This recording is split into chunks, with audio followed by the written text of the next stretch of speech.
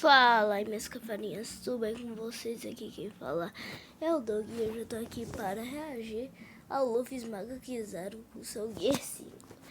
É do Jovem Otaku, que o nome do título é Kizaru sente o novo poder do Luffy e é confirmado antigo usuário da fruta do Luffy. Deixa eu olhar aqui a descrição rapidinho, galera. É o antigo usuário da fruta do Luffy. One Piece 1992. Esse é o capítulo 1900. Não. É 1900. Não. 1092. 1900 não. Sou burro. Tá certo? Hoje vamos ter muitas, mas muitas teorias. Coisa de nerd. Tá certo? Então, já vai deixando seu like aqui no meu canal e no dele, aqui ó, já tô inscrito lá, sou boa. E eu esqueci de falar nos vídeos, só que ativa o sininho. Gente, desculpa que ontem eu não tive como lançar vídeo às 7 horas, por causa que eu dormi, eu apaguei às 8 ou 7 horas, eu nem me lembro. Eu tava deitado na minha cama assistindo, aí eu tô com um sonaço, por causa que eu acordei cedo. E aí eu fui a mimir. Como sempre, né, galera? Hoje eu vi um vídeo, uns shorts, na verdade, sobre essa luta. Só que eu não vi inteiro por causa que eu não queria tomar spoiler. Queria ver esse vídeo com vocês. Então, eu já sei que resumo tá nesse capítulo. Certo? Então bora lá, pessoal que se inscreve. Bora. A batalha do Luffy contra o Almirante Kizaru já começou. O poder do Deus do Sol contra o usuário da Logia da Luz. E Luffy finalmente mostra seus verdadeiros poderes do Gear 5 para Kizaru e o esmaga com sua imensa força. Então, se você quer saber sobre tudo isso e muito mais, então fica aqui comigo, que é isso que eu vou te mostrar agora. Fala galera, tudo bem com vocês? Eu sou o Gabriel e a batalha do Luffy versus Kizaru finalmente está chegando no ponto mais alto, com Luffy se transformando no Gear 5 para enfrentá-lo, a sua maior força atualmente. Então eu peço que, se você está gostando dos capítulos aqui no canal, que você deixe o seu like. Assim eu sei que você está gostando e isso me incentiva muito a continuar trazendo mais capítulos aqui para vocês. Mas então, vamos agora para o One Piece 1092, chamado O Incidente Violento de Kuma o Tirano na Terra Sagrada. O capítulo começa em Mary Joyce, um dia antes dos acontecimentos do último capítulo. Bartolomeu Kuma, que após ter tirado suas memórias e deixado em Egghead, com seu corpo já sem nenhuma... Pensava que ele ia parar. Depois de tirar sua vida... Ciência do Kuma original começou a subir a Red Line para chegar em Mary Joyce. Ainda não sabemos qual o verdadeiro objetivo do Kuma e por que ele está querendo chegar em Mary Joyce, mas ele finalmente chega e começa a causar destruição na morada dos deuses. Vários soldados imediatamente atacam e tentam imobilizá-lo, porém a força do Kuma era demais para eles. Kuma apenas seguia em frente tentando ir para algum lugar específico, e com os poderes de sua fruta da pata, ele ataca os guardas com seu golpe Impacto do Urso, derrotando todos eles. Porém, nesse momento, o almirante de frota Akainu aparece para parar Bartolomeu Kuma. Akainu está furioso. Ele grita com Kuma perguntando por que ele está fazendo isso. Ele diz que há pouco tempo o exército revolucionário atacou Mary Joyce e que esses ataques estão se tornando um incidente histórico.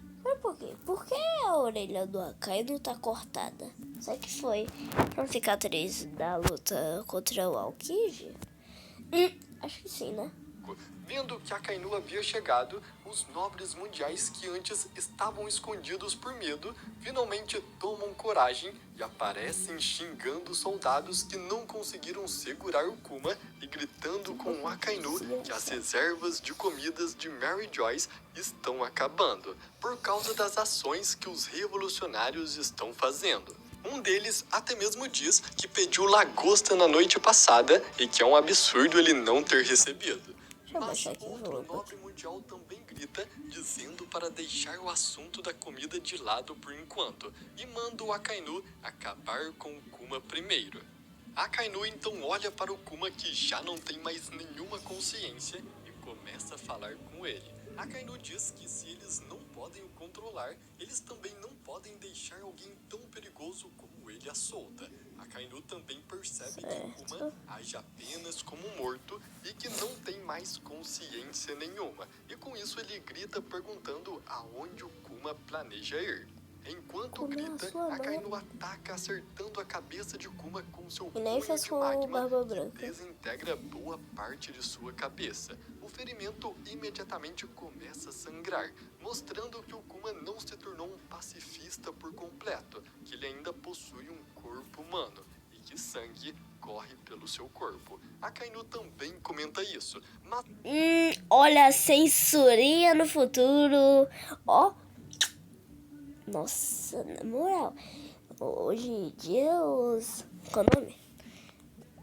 As adaptações estão ótimas, nada de frescura. Imagina uma obra que tem víscera, sangue, espadas. Pera, suspeito. Nunca queria ter sangue, velho. Óbvio que vou tirar, né, mano? É inaceitável isso. Na moral. imediatamente Kuma começa a fugir de Akainu e sai correndo. Akainu, furioso, grita para ele parar e dispara uma rajada de magma em uma de suas pernas. Mas isso não foi o suficiente para pará-lo. Kuma então, na mesma hora, pula e sai voando pelo céu, sumindo no horizonte e conseguindo fugir do almirante de frota. Enquanto vê Será que ele não teria como usar a fruta da pata pra, tipo, repelir ele? Eu acho que dá pra impedir isso com o haki do... Realmente, dá pra impedir isso com o haki. Já que o haki sola a fruta praticamente. Kuma se distanciando cada vez mais, Akainu se lembra de uma conversa que ele teve com a Bonnie, a filha do Kuma. E um flashback então começa. Depois Esse flashback que é ele- a continuação direta Depois que o Barba Negra, né, quis comer a boca. Meteu a porrada da nela. conversa que o Akainu teve com a Bonnie no capítulo 595, onde ele prende a Bonnie. Akainu diz para ela que não importa o que ela faça, que a mente do Kuma nunca voltará ao normal. Ele diz que o próprio Kuma se voluntariou para ser um pacifista e se tornar uma arma de combate.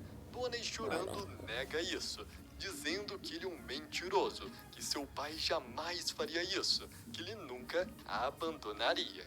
Voltando ao presente, os nobres mundiais gritam com Akainu, perguntando onde está o Kuma, e o insultando, dizendo que ele é um almirante de frota, e deixá-lo fugir é uma vergonha. Mas Akainu estava preso em seus pensamentos. Ele apenas consegue dizer que Kuma não passa de um bichinho de estimação agora, uma pessoa que perdeu tudo, inclusive sua vontade e a sua mente. E olhando para o céu, ele se pergunta para onde o Kuma está indo. E bom, como sabemos, Kuma está sem sua consciência e apenas está agindo para cumprir uma missão específica, já que ele está indo diretamente para algum lugar que ainda não sabemos. Nos capítulos anteriores, quando foi mostrado Kuma escalando a Red Line, eu comentei com vocês que ele estava indo para Mary Joyce. Mas como vimos, ele simplesmente passou direto, e seu objetivo não é a Terra Santa dos Deuses. Então agora eu tenho uma ideia diferente. Eu acredito que o Kuma está indo para o Castelo Pangeia,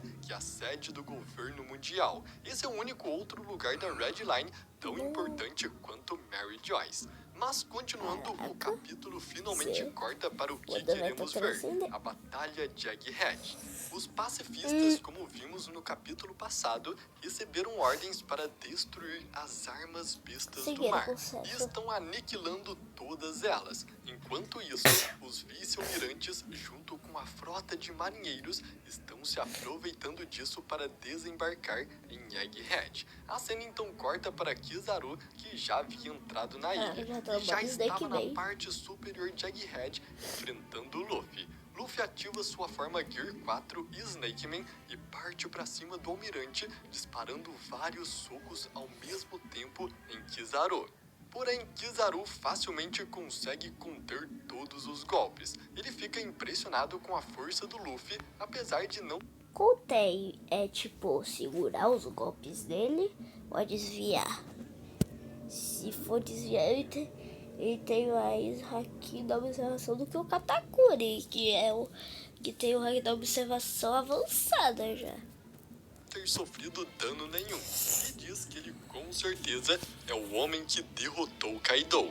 Mas que não faz sentido um pirata como ele proteger o Vegapunk, e pergunta por que ele está fazendo isso.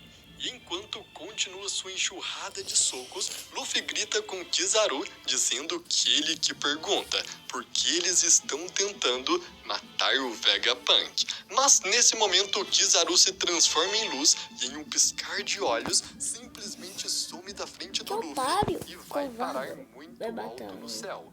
Luffy fica surpreso com a velocidade de Kizaru e vê que ele voou muito alto. Kizaru então lá de cima começa a gritar com o Luffy. Ele diz que obviamente não quer matar o Vegapunk, e eles se conhecem há anos, e dizendo isso, ele pede para o Luffy não ficar no seu caminho. Assim que Kizaru diz isso, ele começa a transformar seu corpo em luz e começa a acelerar em direção ao Luffy, gritando que a aceleração é poder.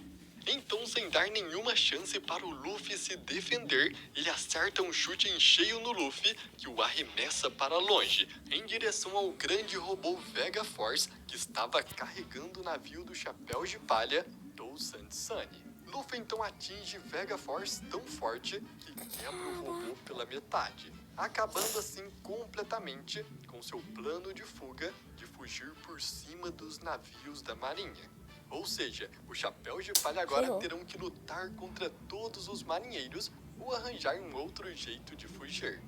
Kizaru vê o grande robô Vega Force sendo destruído e parece ficar triste, se lembrando do Vegapunk todo entusiasmado contando para ele que construiu um robô gigante do sonho da humanidade. E aqui podemos perceber que o Kizaru não é mau. Ele não quer fazer mal ao Vegapunk, como ele falou para o Luffy. E ele se sentiu mal ao destruir uma das invenções de seu amigo. Mas ele está fazendo tudo isso por sua justiça. Outro detalhe interessante é o Kizaru dizendo que a aceleração é poder. Isso realmente é verdade. Entrando rapidinho na física, de acordo com a segunda lei de Newton, a força é igual a aceleração vezes a massa. Com a aceleração da velocidade da luz do Kizaru, e supondo que ele se materialize com 50 kg no momento do impacto, ele criaria uma força capaz de levantar 1 milhão de toneladas. Caraca. Isso é muita coisa. E faz todo sentido ele ter mandado o Luffy tão forte e tão longe. Luffy foi mandado até mesmo para fora do laboratório e ele foi arremessado tão longe que atravessou a barreira Frontier Dome, causando uma pequena explosão quando ele passa pela barreira, já que os lasers se ativam e atacam todos que ultrapassam seus limites. Frank, ao ver Luffy sendo arremessado e explodindo na barreira, fica preocupado e grita por ele, enquanto Bonnie e Vegapunk e Lilith rapidamente saem do Vega Force antes que ele se despedace e exploda, fazendo tanto Frank como a Bonnie e a Lilith terem que correr o mais rápido que podem para que a explosão não os atingissem. Assim, após conseguirem escapar, eles olham para trás e percebem que seu plano de fuga estava acabado. Frank fica preocupado também com Sunny, que estava no Vega Force quando ele explodiu. Além disso, Luffy também tinha sido arremessado para muito longe, além de ter sido explodido pelo Frontier Dome. Mas o pior de tudo era que o Kizaru estava ali na frente deles, preparado para entrar no laboratório e pegar o Vegapunk original. Ao ver a Bonnie, Kizaru diz que ela cresceu muito e que as crianças crescem rápido, o que é muito interessante porque mostra que Kizaru conhece Bonnie desde criança e nos faz questionar qual o relacionamento da Bonnie com a Marinha, já que o Akainu também parecia conhecer a Bonnie de algum tempo atrás, como vimos nesse mesmo capítulo. Kizaru então olha para Bonnie e diz que recebeu ordens para matar o Vegapunk. Isso seria bom para ela, já que ela odeia o Vegapunk. Mas a Bonnie, furiosa, grita que seu inimigo mudou. Ela com certeza viu alguma coisa nas memórias do Kuma que fez ela mudar de ideia sobre o Vegapunk. Como vimos, o Vegapunk não queria o mal do Kuma. Foi o próprio Kuma que escolheu se tornar um pacifista. Mas ainda temos um grande mistério. Quem é o novo inimigo da Bonnie agora? Serão os nobres mundiais, como vimos um pouco no flashback do Kuma? Ou alguma outra pessoa que talvez tenha obrigado o Kuma a se tornar um pacifista? Mas assim que a Bonnie diz isso, ela tenta atacar Kizaru. E Kizaru facilmente se desvia e dizendo para ela não fazer ele machucar pessoas que ele conhece, Kizaru acerta um chute na Bonnie, que arremessa também para a barreira Frontier Dome, fazendo com que ela exploda com os lasers da barreira. Frank, ao ver isso, fica extremamente furioso e no mesmo instante se prepara para atacar Kizaru, abrindo parte do seu peito, estando prestes a disparar uma rajada direto no almirante. Mas, de repente, Kizaru simplesmente some de sua frente. Frank fica confuso e imediatamente pega um Dendemushi e liga para a sala de comando onde o Vegapunk está. Enquanto isso, Vegapunk e Atlas finalmente conseguem quebrar a senha que a Vegapunk York colocou no Frontier Dome. Ou seja, agora finalmente a barreira de lasers poderia ser desligada. Vegapunk então começa a comemorar, mas logo recebe a ligação do Frank. No mesmo instante, antes de deixar o Frank falar, o Vegapunk diz para ele que a barreira já pode ser desativada e pergunta se ele já posicionou o Vegaforce no local combinado. Frank tenta explicar a situação, mas já era tarde demais. Kizaru de repente aparece na frente do Vegapunk. Kizaru fala para ele que seu plano foi arruinado, que o Vegaforce foi completamente destruído. Vegapunk fica extremamente surpreso e assustado ao ver Kizaru parado bem na sua frente. E Kizaru continua falando. Ele diz que a missão que ele tem que cumprir é difícil para ele também, e por isso não quer ficar enrolando. E quando Kizaru estava prestes a atacar Vegapunk, Luffy surge atrás dele com sua forma Gear 5 gigante e agarra Kizaru com sua mão. Kizaru olha surpreso para o Luffy e diz que a sua forma finalmente apareceu e que esse é o famoso. Mas antes de completar a frase, Luffy corta-o questionando como ele ousou mandá-lo voando daquele jeito e que teve que passar 2 vezes pela barreira e até mesmo achou que iria morrer. Eu acho que ele ia falar o famoso Deus do Sol Nika. Eu acho que ele ia falar isso, só que o Luffy, né, acabou com a graça dele falando. Calvo. Por isso. E bom, galera, algo muito interessante aqui é que Kizaru iria dizer algo quando ele falou, então esse é o famoso. Ele talvez poderia dizer, esse é o famoso Joy Boy, ou esse é o famoso Deus do Sol. Mas a frase foi cortada justamente nesse ponto, o que deixa uma dúvida se talvez ele iria falar algo que ainda não sabemos. Mas logo em seguida, com Luffy estando gigante, seu coração começa a bater mais forte no ritmo dos tambores da libertação. Nossa, e ao ouvir esse som, os olhos do robô antigo se acendem, mostrando que ele se ativou com o som das batidas do coração do Luffy. E isso é muito interessante. Foi que nem... Primeiro temos que explicar uma coisa. Luffy já... Acho que foi que nem o Konami. Cabeçudo. Esqueci o nome, qual era mesmo? Ah, Zunisha. Foi a mesma coisa que o Zunisha quando ouviu os tambores da libertação. Abriu o Zoe. Eu acho que o robô vai falar alguma coisa aí, talvez. Usou sua forma Gear 5 antes em Egghead para lutar contra o Rob Lucci. E então por que o robô não se ativou nessa hora? A melhor resposta que eu achei é que agora o Luffy está gigante, o que torna seu coração também gigante. E faz o som das suas batidas serem muito mais altas, chegando até o robô. Enquanto antes... Mas não sei, por causa que o Zunisha tava longeaço também, de um ano, eu acho. E o Luffy nem tava na forma gigante ainda. ele tava normal. E mesmo assim o Zunisha ouviu os tambores da libertação. Então, talvez não seja isso. Mas eu acho que é isso mesmo, por causa que ele era velho. Esse daí, o outro foi do robô. Ele já tava todo ferrado, então o sistema dele talvez não tava funcionando. Então, eu não ouvia. Só quando ele tava gigante que ele ouviu. Sua batida era mais fraca, já que ele estava em seu tamanho normal. Mas o que é ainda mais legal é quando lembramos que esse robô antigo se ativou há 200 anos atrás e atacou Mary Joyce. Se o robô só se ativa com as batidas do coração do usuário da fruta de Nika, no ritmo dos tambores da libertação, isso quer dizer que há 200 anos atrás também existiu um usuário da fruta do Luffy, que também despertou seus poderes. E com as batidas do seu coração, ele ativou o robô antigo e fez ele atacar a Terra Santa de Mary Joyce. E bom, galera, é muito interessante essa ideia que existiu outro usuário da fruta de Nika há 200 anos atrás. Ainda não temos muitas informações sobre esse robô, se ele realmente só se ativa com o som das batidas dos tambores da libertação.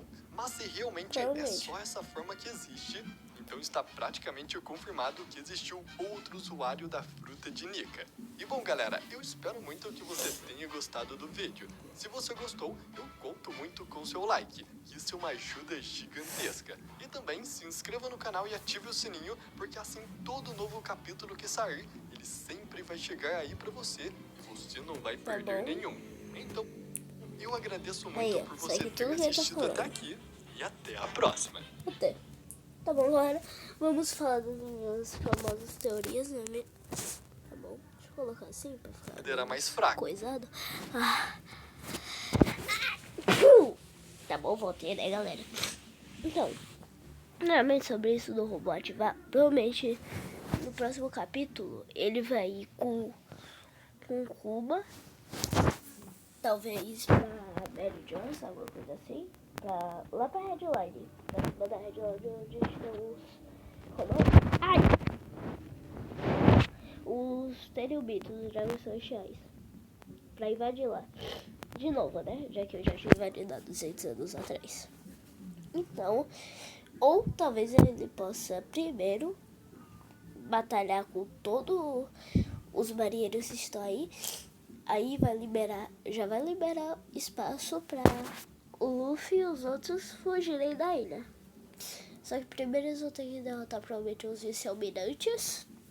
Provavelmente eu acho que eles vão sobreviver, já que os vice-almirantes não é tão fraco assim.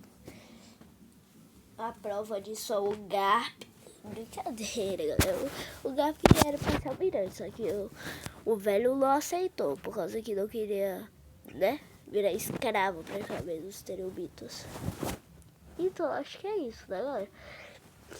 Então, esse negócio de ter um antigo usuário da fruta que despertou é bastante curioso. A gente não sabe quem é, mas só que a gente tem que descobrir, hein? Quem foi. Tá certo? Então, galera, vai deixar o seu like, se inscreve que esse vídeo vai ficando por aqui. Até mais, Jesus te ama, abençoe. Até mais. Tchau!